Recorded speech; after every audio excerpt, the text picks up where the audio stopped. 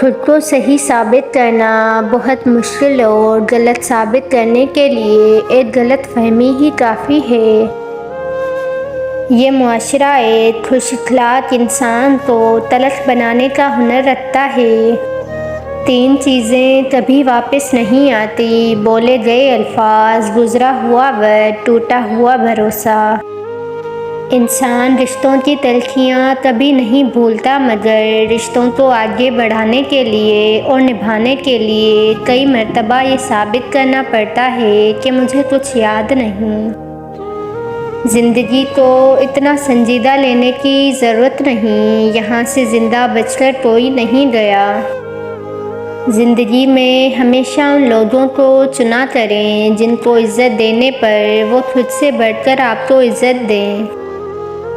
ایک حد کے بعد تو انسان سب کو چھوڑ دیتا ہے، روٹھنا، شکایت اور گلے شکوے کرنا، اور پھر دل تو ایسا ہو جاتا ہے کوئی بات کرے تو ٹھیک، نہ کرے تو بھی ٹھیک۔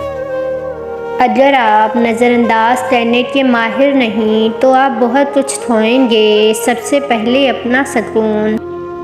دوست کتاب، راستہ سوچ اگر غلط ہو تو انسان گمراہ ہو جاتا ہے۔ میں نے کبھی بھی خود کو اس خوش فہمی میں نہیں رکھا کہ میری کمی کسی کو اداس کر دے گی۔ آپ بہتر ہیں تو آپ سے بہترین متبادل بھی ڈھونڈ لیے جاتے ہیں۔ ہر جذبے میں میانہ روی ہی اچھی لگتی ہے، چاہے وہ محبت ہو یا نفرت۔ یہ شدتیں بعض اوقات ہمارے لیے نقصان دہ ثابت ہو جاتی ہیں۔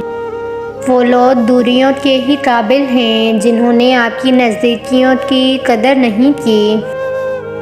ہمیشہ کچھ بھی ایک جیسا نہیں رہتا، پھر چاہے وہ وقت ہو، حالات ہوں یا انسان ہوں۔